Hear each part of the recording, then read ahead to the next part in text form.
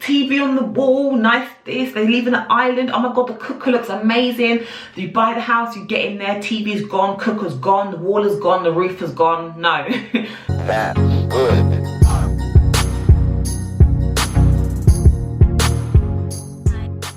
Hey guys, welcome to my channel. I hope you're good. If you're a subscriber, then thank you for subscribing, and if you're new here, then welcome to my channel. My name is Farah, and this is going to be an informative video. It's going to be a chit chat video with a lot of information. Grab yourself a cup of tea. This is what we're going to have to start doing with these chit chat videos, because Lord knows I'm usually in this room for a long time recording videos. I get thirsty, I get hungry, so we've got snacks and we've got tea. So go and grab yours now, pause the video, grab your snacks and come back and let's get into it. Okay, so just a bit of background information. This big amazing house wasn't just brought by me, by myself, so I didn't save up all the money for the deposit. It was me and Joel. In terms of like maintaining the house and paying the mortgage and saving up and stuff, we've both been able to do quite a bit. So he originally at one point decided he was ready to move out of his mum and dad's house and he was ready to buy his own flat. I was like, boy, go do your thing. I'm happy living at home with my mama.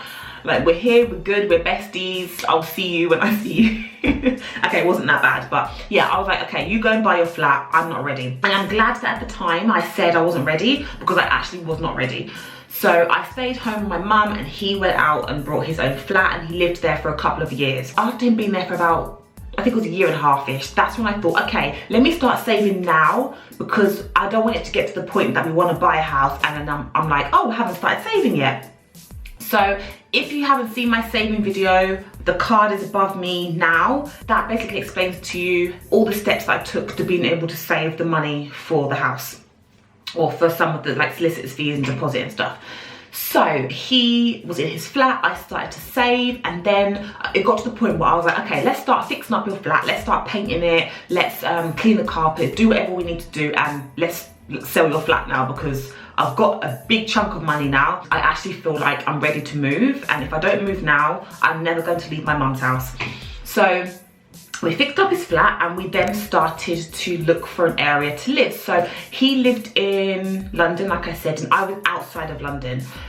So we were trying to find an area that was roughly halfway between our families and was good for us in terms of work. So what we did was we started to scout out different areas halfway between London and halfway between where I lived. So we went to loads of different areas, scouting out these areas. We'd find houses online that we thought we liked the look of.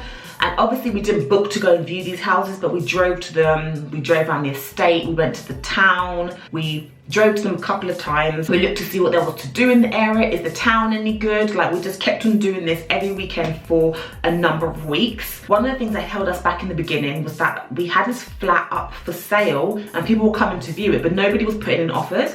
And we were going out putting in offers on other houses that we liked, but we were at the bottom of the list because we weren't ready to move, because we were still waiting for his flat to be sold. So one thing I would do differently next time is that we would either make sure we had a lot of interest in his flat before we then start to go and search for a house, or at least have a seller for his flat ready. Yes, we want to sell it, we've accepted your offer, and then we can go and put our offers out and we quite likely get accepted for an offer because we're ready to go. That's one tip, like that kind of slowed us down a little bit. So I think from my notes, that's all of the background information. Both of us came together. He had a massive chunk of money from his flat.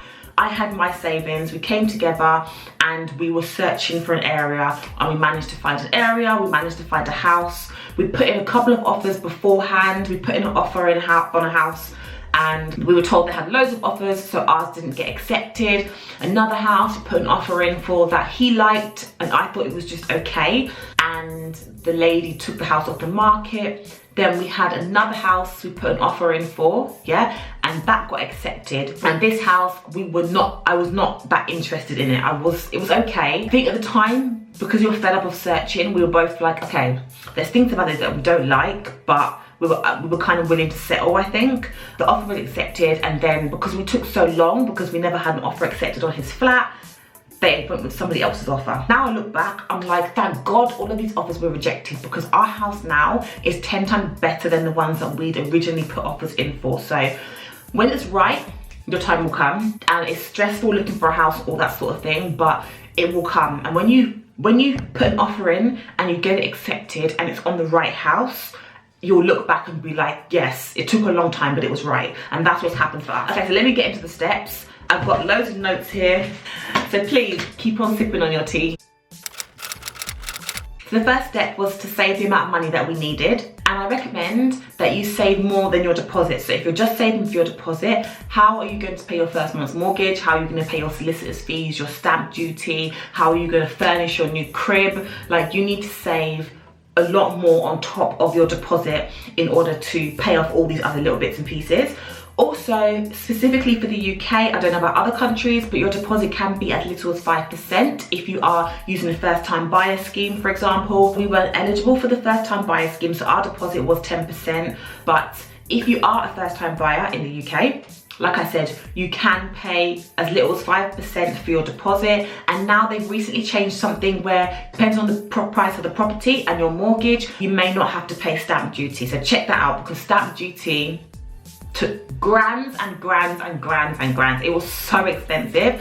And yeah, like, I could have brought a car with the amount of stamp duty that we paid. So if you are able to not pay stamp duty, then whoop-de-whoop, then you're so lucky. So definitely look into that. Make sure that you just set yourself a target. This is how much I need to save for the deposit. Smash that target and keep on going, because just because you saved your deposit money, you're not ready to go out and buy your place yet. And for those of you like me and Joelle who are unable to do the first time buyer scheme and pay a 5% deposit, if the minimum deposit that you are allowed to give is 10% and you can afford to give a higher deposit, then do that. Anything more that you can do is better for you in the long run.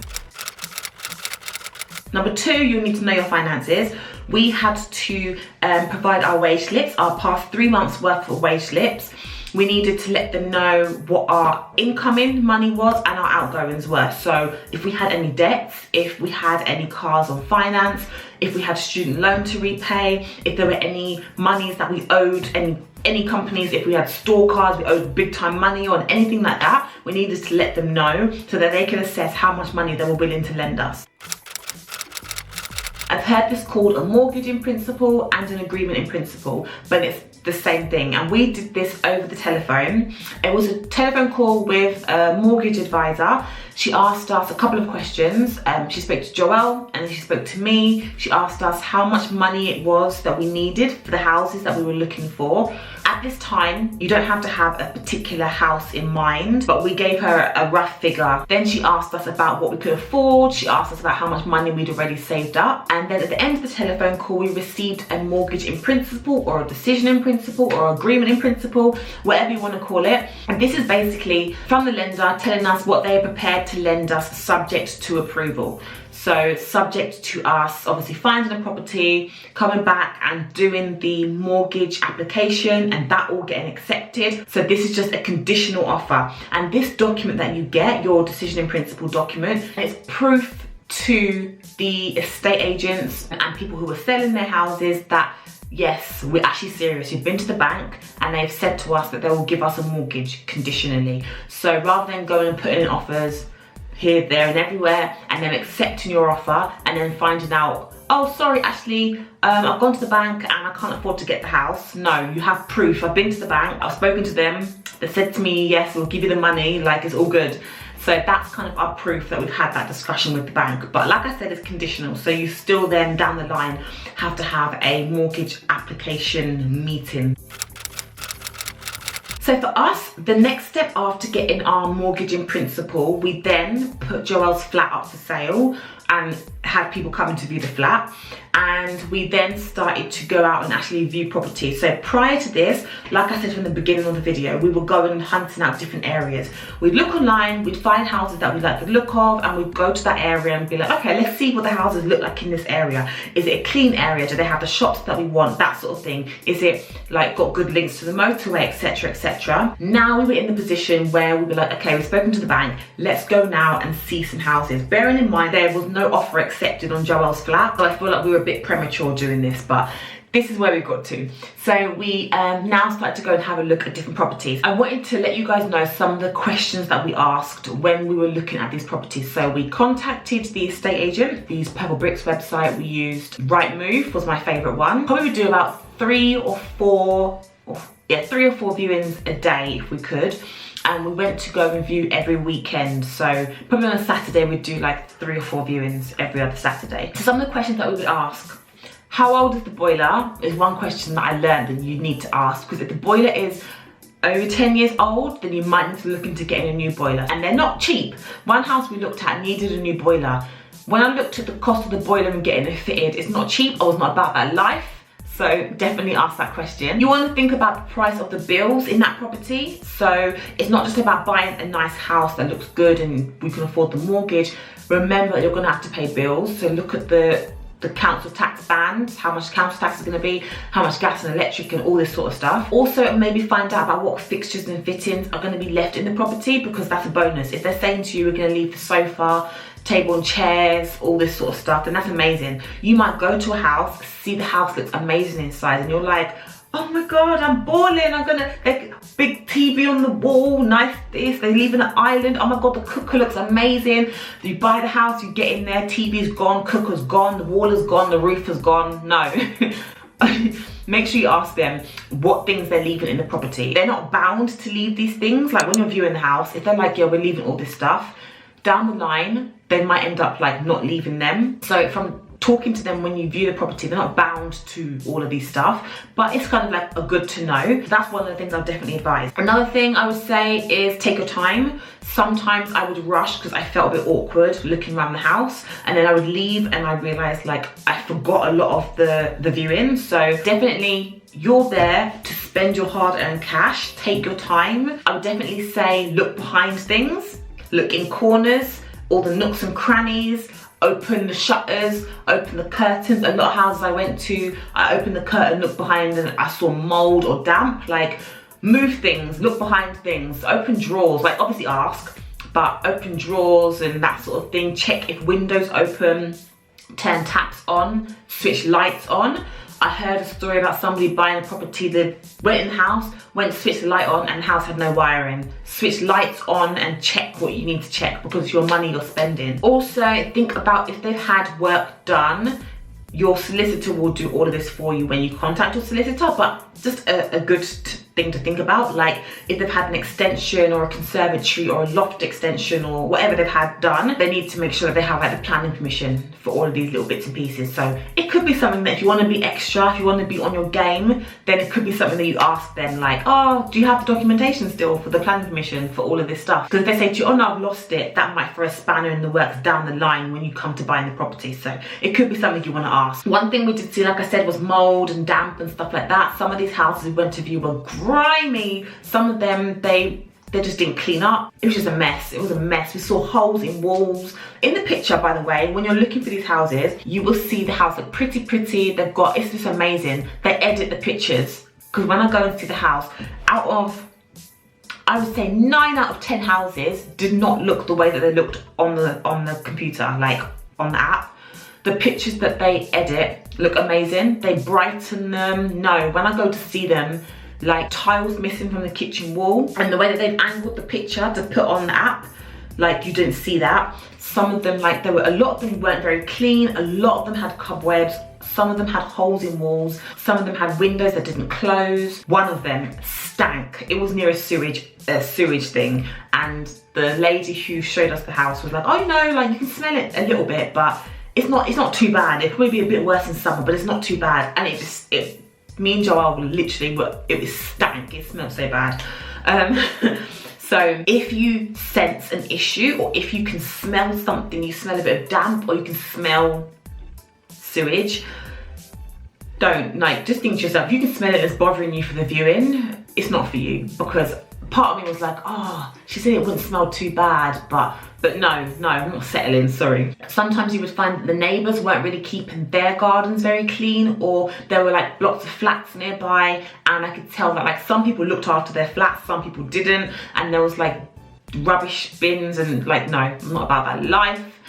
I'm spending money, we're spending money. If you're watching this video and you're thinking about buying a house, you're about to spend money. Make sure that your neighbour's house is good. Make sure that other neighbour's house is good. Make sure that the street is good. Make sure that the person in front of you is good. Like, everyone's house in my proximity needs to be good for me to be able to spend money and invest on this house. So it's hard because you don't want to be too picky when you're viewing a property, but you're spending money, so you kind of want to be too picky. Definitely take your time, ask questions, and if you are not sure what to ask, there are websites that you can go on that shows you loads of questions to ask. I asked about what the area was like. I asked about the boiler, like I said. I asked about like the nearest shopping places. To be honest, I wasn't too sure of things to ask. That was one thing I struggled with. I had a look around and I didn't really know what to ask. But when I did think of questions down the line, I would then email the estate agent and be like, oh hi, I noticed that the window in the bedroom was stuck down with duct tape, which was true. So I was like, yeah, what's good?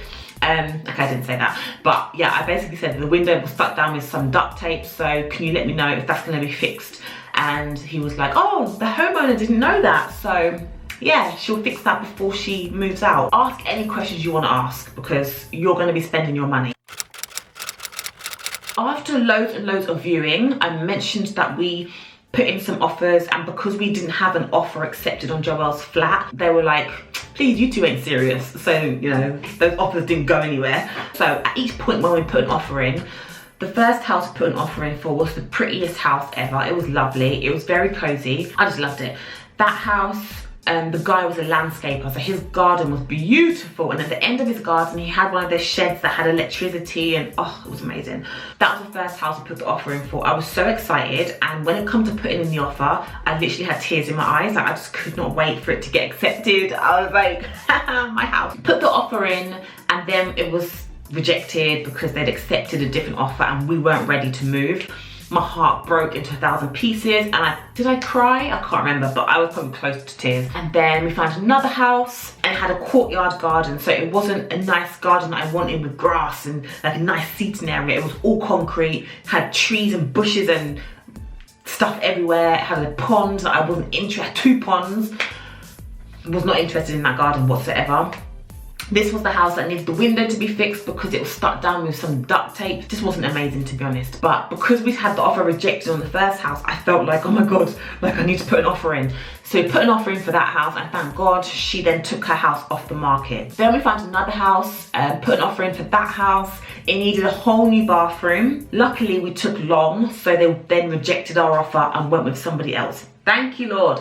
And it just so happens that the house that we've purchased now, that I'm in as we speak, is around the corner from the house that we put our last offer in for. It's so crazy, like, that we were there viewing a place, and it turns out that the house that would be our dream house was around the corner. Anyways, everything happens for a reason, so I'm glad that all of those offers were rejected. But when it comes to putting an offer in a house, you will, maybe, if you're going to be like us, put offers in for houses that you're not 100% on. I feel like sometimes you have to go through that in order to know that it's not the right house for you. Because if we'd have had those offers accepted, I think I would have been like, do you know what, Joelle, like, I don't know. And I also found that when we had those offers accepted, I was still looking on the app at other houses, like frantically looking to see if I can see any last minute houses that looked better. Whereas when we had this offer accepted, I have not been on the app to look for other houses. I haven't been searching for anything better because I'm so happy where I am. So that's another thing. You'll find these telltale signs that you're not happy with the house. But yeah, putting an offer in and having it accepted, I was so happy. But then it hit me like, oh my God, I have to move out of my mum's house. We're besties. I love her. Like, what am I gonna do? I have to leave her.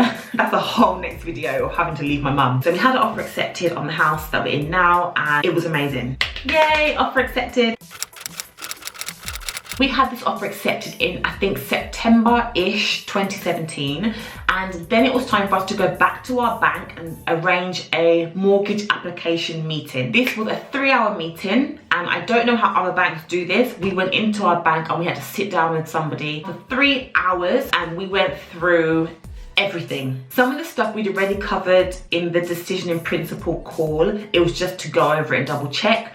So he now asked us, okay, so you've put an offer in on a property, it's been accepted. How much is that property worth? So we told him how much the property was on sale for. We told him how much deposit we had, AKA, this is how much we've got and this is how much we'll need to borrow. We discussed how much money we could afford to repay each month. So it it was really nice, this meeting, because rather than going through all of the different mortgages with us and confusing my brain, he was like, okay, realistically, how much do you guys think that you could afford to pay back as a mortgage each month?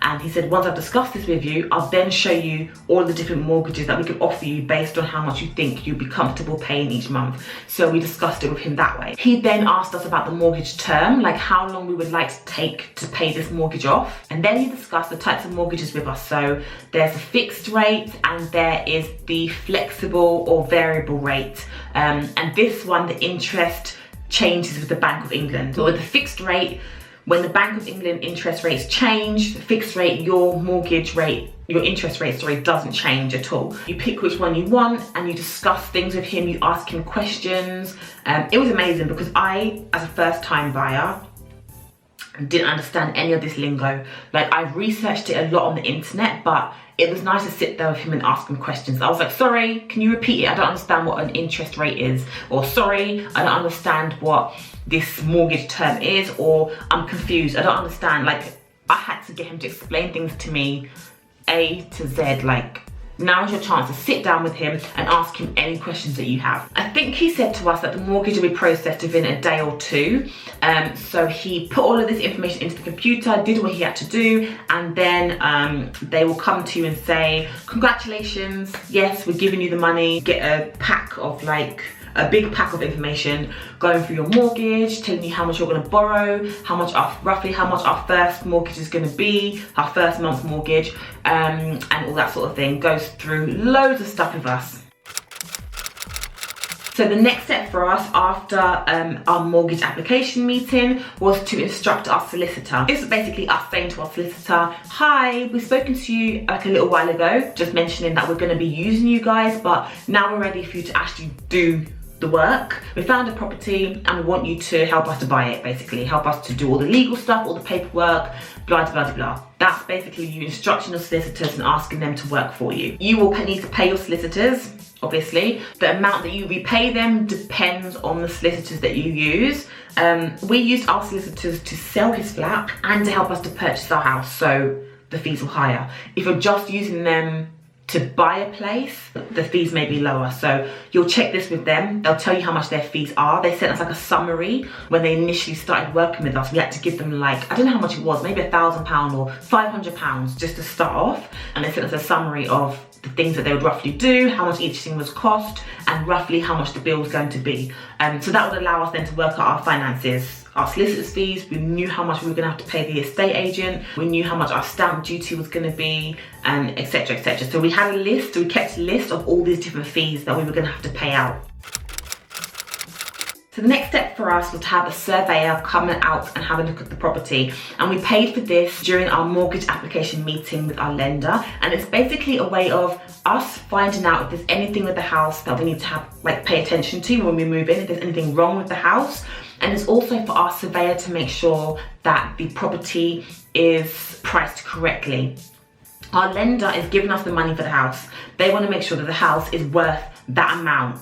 If it's worth less than that because it needs all of this work done, then your lender may be like, okay, well, are we really going to give you this money because the house is not worth anywhere near what you're paying? Anything happens and they take the house back from us, then they're at a loss. So they want to make sure that the house is worth that amount. If your lender says to you, okay, you want a mortgage, like the house you've been told is £350,000, we've surveyed it and it's not worth that amount of money, you can go and haggle the person down, or the person will say to you, I'm not lowering it, and they go elsewhere and sell it to someone else. You have different types of surveys. I think there's 3 different types. You have a cheaper one, which is just your standard survey.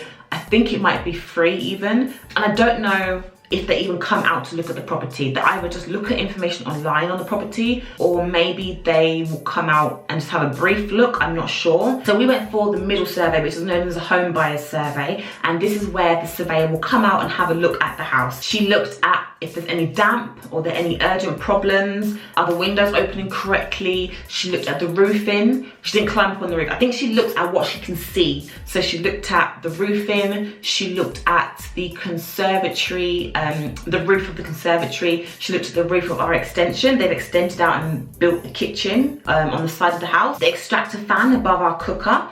She looked at the height of that to see if the height was as high as it should be away from the cooker. She looked at everything. She looked at a lot of things, a lot more than I expected. So she goes through everything.